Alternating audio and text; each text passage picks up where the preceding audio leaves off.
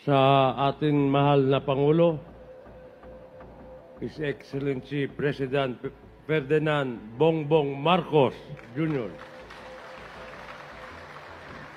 Sa lahat ng mga secretaries na nandito, mga mayors, mga congressman, lalo na sa mga sumalubong at nandito ngayon para makita ang kagwapuhan ng ating mahal na presidente. Yun! Maraming salamat po, mahal na presidente, dahil kayo lang ang presidente, hindi naman sa pagsisira ng iba, Oh. na hindi lang tuwing kalamidad pumupunta. Yun! Hindi naman daw sa pagsisira ng iba. Pumupunta lang daw tuwing may kalamidad. Ha? Nakita niyo naman si Pangulo, oh. Sabihin na naman ng mga bitter. Ano? Gawa-gawa na lang natin to. Kung si Sara Duterte winalangya yung ating DepEd, ano mga kababayan, si Pangulong Bongbong Marcos, gigil na gigil para tumulong sa ating mga kababayan, nakakapangilabot. Diba mga kababayan? Nagsisisi ba kayo na binoto nyo si Pangulong Bongbong Marcos? Nagsisisi ba kayo na sinusuportahan nyo si Pangulong Bongbong Marcos? Anong sip-sip party list? Kita nyo naman, oh. Ay, totoo naman eh. Oh, ulitin natin ha. Mahaba ito eh. Gigil na gigil ang Pangulo. Saan? Sa pagtulong sa kapwa Pilipino. Sa ating mamayang Pilipino. Oh, ayaw nyo ng ganyan. Oh, di ba? Ayaw nila yun. Ayaw ng mga katunggali natin. Ayaw ng mga bitter kay Pangulo. Ayaw nilang nagiging gano'n ng Pangulo eh, kaya galit na galit sila. Ayaw nilang magsipag, ayaw nilang tumulong sa Pilipino, ayaw nilang pagtrabahuin. Bakit kanyo?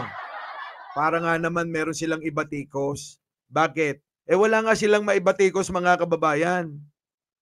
Kay Pangulong Bongbong Marcos, ano ba ibabatikos nila? Kita nyo, sa sobrang linis ni Pangulo, sa sobrang walang makita na kahit anong dumi, anong ginagawa ng mga hinayupak. Sige, gumagawa na lang sila ng sarili ng kwento. Gumagawa sila ng kwento nila na kinuha nila sa imahinasyon nila, mga kababayan. Ganon ang nangyayari ngayon eh. Eh tulad nga nito, kita nyo ha, panood ko lang. St. Luke's pa rin si Bangag. Ang sabi nga ng kapuling sabi niya sa akin, Miss Maharlika, hindi po tinuhod si Lisa Tanas. Oh, kita nyo mga kababayan, kung gaano kadesperado ito, itong mga ito. Abay sila na lang ang nagkakaroon ng unawaan sa pag-imbento ng mga issue. Mga kababayan, kita nyo, pinakita naman natin kahapon ng Pangulo, napakalakas. Sabi ko nga sa inyo nung marinig ko yung balita na yan, napatawag kagad ako bigla. Pero kita nyo itong mga pag-iimbento na itong mga animal na ito. Yung bang tatawag ng Satanas, pero sa totoo lang mga kababayan, sila yon. Sila yon. Sila yung mga sila yung mga pinatutunguhan yung mga sarili nila. Nasa St. Luke's pa rin si Bangag. Ang sabi nga ng kapuling nasa St. Luke's daw Tandaan nyo yung nasa St. Luke's. sabi niya sa akin, Miss Maharlika, puting ahas na naman daw. Abay, grabe, no? Talagang hindi nauubos ang puting ahas, ha? Gamit-gamit ang ahas, mga kababayan. Sige. hindi po tinuhod si Lisa Tanas. Hinampas po siya ng cellphone ni Bangag. Dahil pareho silang Bangag. Kita mo, mga kababayan, hinampas daw ng cellphone. Nakita nyo naman yung tsura ni Pangulong Bongbong Marcos kahapon. Alam nyo, sobra na yung nila yung pambababoy nila sa ating Pangulong Bongbong Marcos at maging kay First Lady. Grabe. Hindi matatawaran itong inggit na ito. Hindi matatawaran itong panibugho nila. Alam nyo yung panibugho? Ha? Di ba mga kababayan? Sobra na ang panibugho ng mga kalaban at ng mga masyadong sakim sa kapangyarihan na gusto ng pabagsakin ng Pangulong Bongbong Marcos para nga naman mailigtas ang kanilang mga kaibigan at ang kanilang pansariling interes, mga kababayan. Nakita nyo? Ha? Ay, ang Pangulo, nakita nyo bang bumawi? Nakita nyo bang magsalita? Nakita nyo bang bawian itong mga ito, mga kababayan? Abay, hindi ho. Ang ginagawa ho ng Pangulo ay dinadaan na lang sa pangiti-ngiti. Pa-cute-cute ba? Parang si Cassandra Leong, di ba? Panibog ho, inggit, selos, ayun na nga. Ngayon, kaya po nalaman ito ay grabe yung kalabugan at mura. Yun na, grabe daw yung kalabugan. May kwento, mga kababayan eh. Kaya nga sabi ko sa inyo, ang mapanlinlang na tao, magaling gumawa yan ng kwento. Magaling ang imahinasyon sa paggawa ng imbentong mga chismis. Ganyan, no? Pansinin nyo na lang yung kapitbahay nyong chismosa eh. Lalo na yung kumarin yung chismosa. Abay, napakagaling magkwento niyan. Gagawang ka ng kwento kahit natutulog ka lang. Kita nyo, mga kababayan? Mag-lipstick lang kayo, may kabit na kayo eh. Yung mga, di ba ganyan na ganyan, mga kababayan? Yung mga kapitbahay ninyo, yung mga kumare ninyo, no, di ba? Mag-lipstick lang kayo, lumabas kayo ng bahay, sasabihin siya, hala, may kabit siya. Di ba? Ganong katitindi. Parang si Maharlika lang yan. Walang pinagkaiba. Binibigyan ko lang kayo ng isang halimbawa para mas madali nating maunawaan, mga kababayan. Ganyan ho si Maharlika. Kita nyo. Paano ngayon yan? Napaso sila. Mananahi. Sabi ni Corbera. Mananahi, mga kababayan. Mananahi ng kwento. Kita nyo? Antindi nila, mga kababayan eh, no? Antindi. Sige, tuloy. Na narinig namin sa labas o namin, pwede itong PSG staff. Kausap ko yung isang nagdemanda kay Maharlika kahapon, mga kababayan, ha? Kausap ko yung nagdemanda, ang sinabi, malapit na. At yung abogado na si mga kababayan, yung abogadong si Camille Vasquez ay luluwas. Susubukan natin, tatawagan ko, tatawagan namin. Sabihin, pinangungunahan ko. Tatawagan natin, no, mga kababayan, para naman ma-meet ninyo. Ano po? At i-interview natin dito, sana magpatawag ng press conference. Ano, mga kababayan, ayos yun, ano? Obsessed sa mga Marcos ang hitad. Kaya nga hitad eh. Di ba? Kaya nga eh. Alam nyo, basahin nyo na lang yung pagmumukha ni Maharlika eh. Pag nakita nyo si Maharlika sa personal, pagdududahan nyo agad eh. Wala pang ginagawang masama sa inyo yan. Makita nyo, makita nyo lang yung pagmumukha ni Maharlika. Magdududa na kagad kayo eh. Mukhang walang gagawing maganda eh. Totoo naman, Totoo naman, wala namang ginawang maganda ito. Sige tuloy. Okay. Sabi niya, kalabugan, bugbugan na narinig namin sa labas. So lumabas si Lisa Tanas. So tinawag ang Di ba siya hindi ba siya kinikilabutan? Maaari siguro hindi.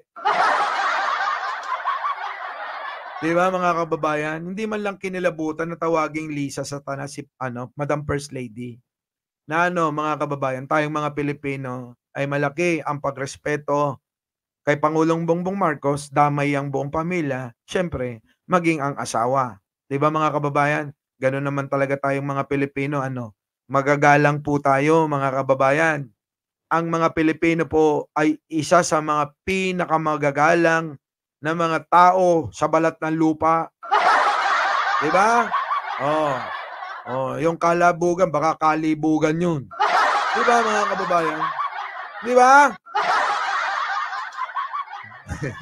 Kinikilabututan. Kayo talaga, mas magaling talaga kayo sa akin. Bakit hindi kayo? magbukas ng inyong YouTube channel at magsalita rin kayo at magpaliwanag kayo, no? Di ba? Nagagalit ho si si Jan Angeles pag sinasabi ko na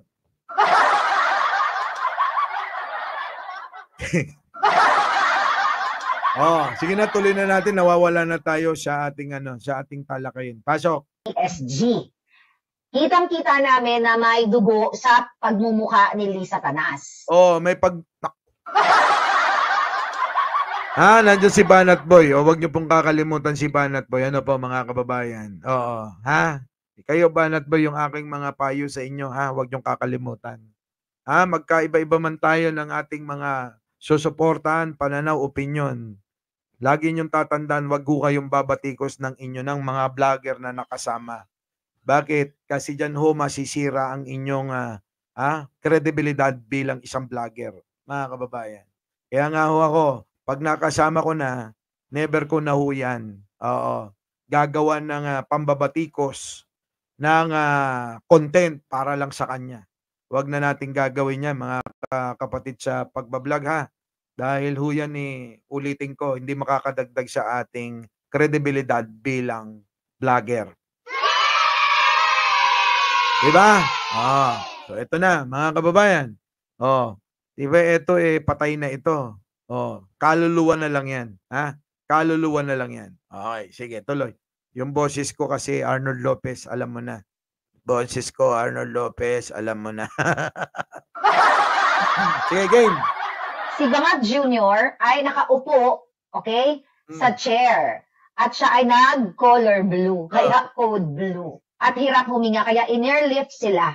Okay, both sa in-airlift, papunta daw sa Intok, ayon sa ating A1 information. A1 information daw, A1 information daw, mga kababayan. A1 ko lang. A1 sa inyo. Mga kababayan. A1 sa inyo. A1 kayo ng A1 information, mga kababayan. Sa tagal ng panahon, wala pa ring impormasyon na tumama sila. Di ba, mga kababayan? May natandaan na ba kayong nilabas nilang propaganda nila at issue nila kay Pangulong Bongbong Marcos na tumama?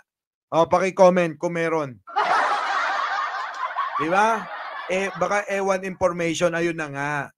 Ulitin ko, mga kababayan, desperado ng ating mga kalaban. Kaya nga ako, mga kababayan, nag-aalala kay Pangulong Bongbong Marcos Bakit kanyo? Abay, lipad ng lipad sa itaas. Sakay ng chopper. Aerial inspection. Abay, baka mamaya, mga kababayan, wag naman po sana, Lord. Ayaw po namin ng isang Sara Duterte na pumalit sa inyo na walang ginawa kung hindi lamunin lahat ang pera at kaban ng bayan. Baka mamaya ho hindi natin alam, 'di ba? Marami ho talagang nangyari ng ganon. 'Di ba? Meron na nga ho tayong presidente, hindi ko lang matanda kung sino yung presidente na yun dahil hindi ko naabutan. Bumagsak ang eroplano niyang sinasakyan. Kita nyo, mga kababayan, 'di ba? Si Nixon. Sino yung Nixon? Hindi.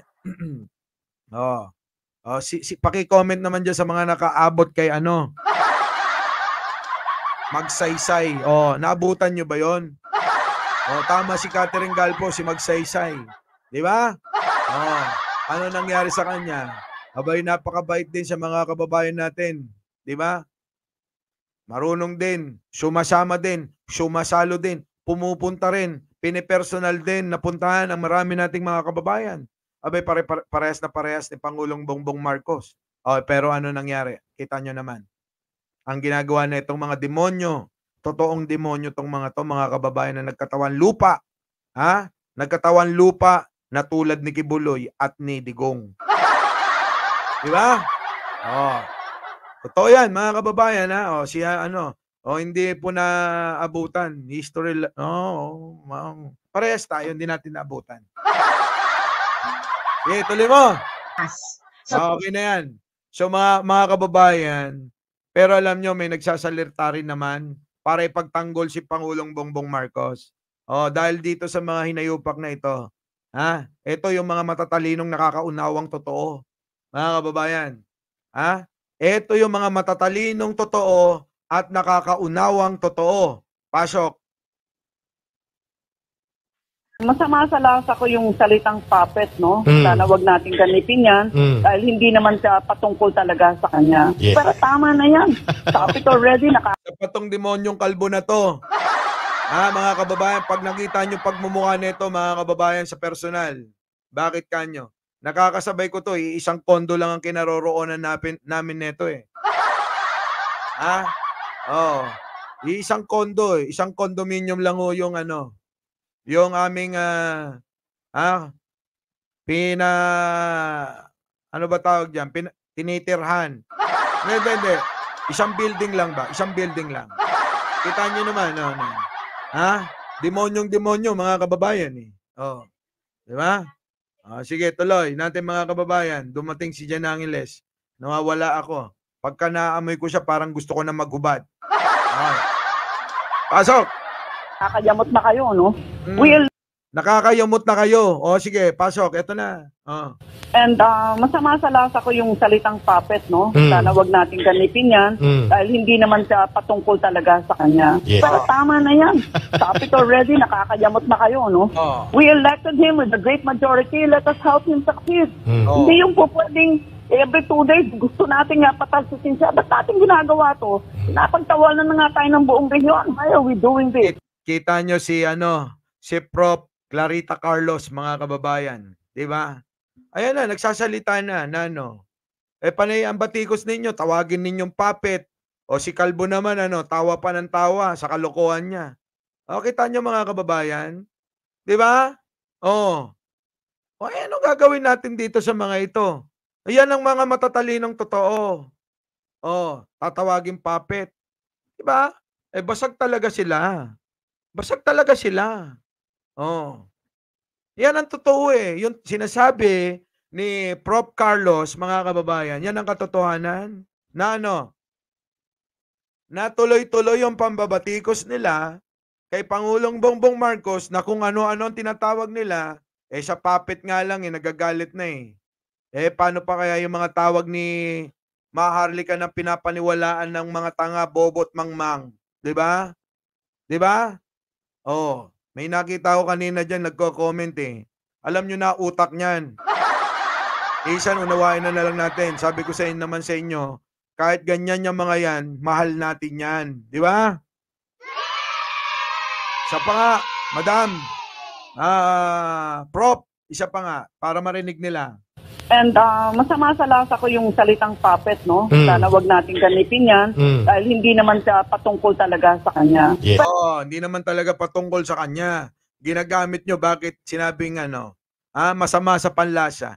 Hindi lang naman sa inyo, Madam, Prof. Clarita Carlos. Di ba? Hindi lang naman kay Prof. Clarita Carlos ang masama panlasa sa mga ganyan. Kahit sa atin Kahit sa atin, mga kababayan yung mga napapanood natin at mga nababalita, alam nyo, sa totoo lang, kung walang mga nagtatanggol kay Pangulong Bongbong Marcos, wala na, pinaniwalaan na itong mga demonyo na ito. Naniniwala ba kayo doon? Kung walang mga tulad natin na mga nagtatanggol para kay Pangulong Bongbong Marcos at para sa gobyerno niyang ito, mga kababayan, ay malamang wala na. Wala nang Bongbong Marcos sa Malacanang. Wala na tayong presidente. Nakita nyo? Abay, mahalaga po tayong lahat na magsalita. Kaya nga madalas kong sabihin at madalas ko kayong inganyohin. Di ba na kayo po ay gamitin ninyo ang inyong mga social media account.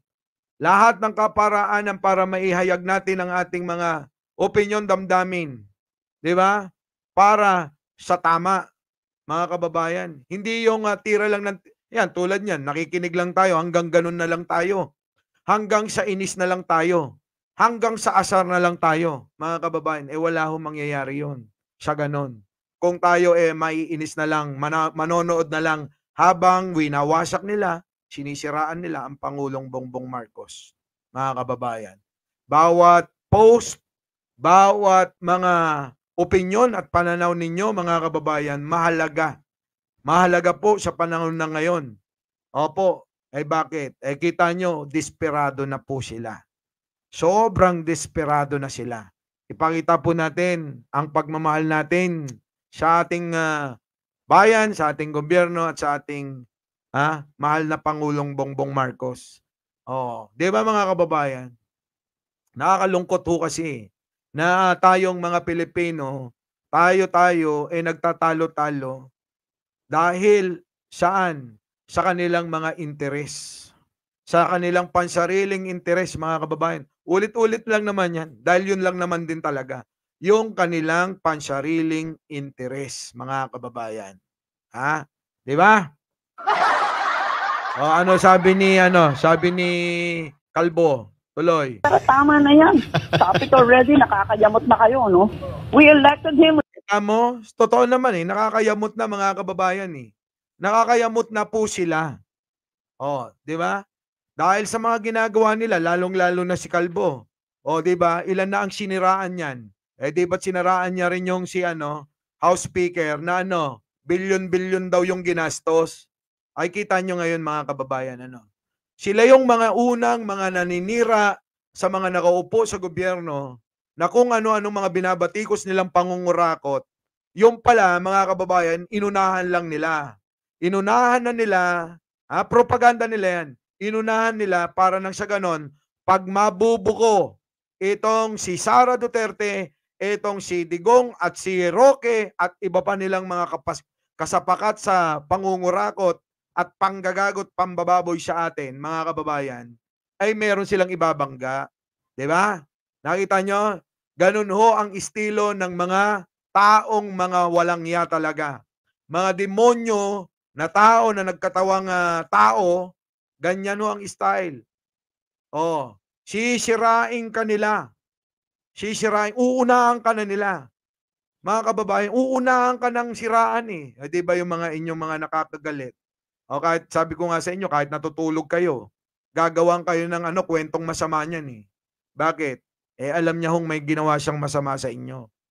Natatakot siya sa sarili niyang multo na madiskubre nyo, tapos magsasalita kayo laban sa kanya. Siyempre gusto niya, sa kwento niya, siya ang mabuti. Kaya totoo yung sabi kwento mo yan.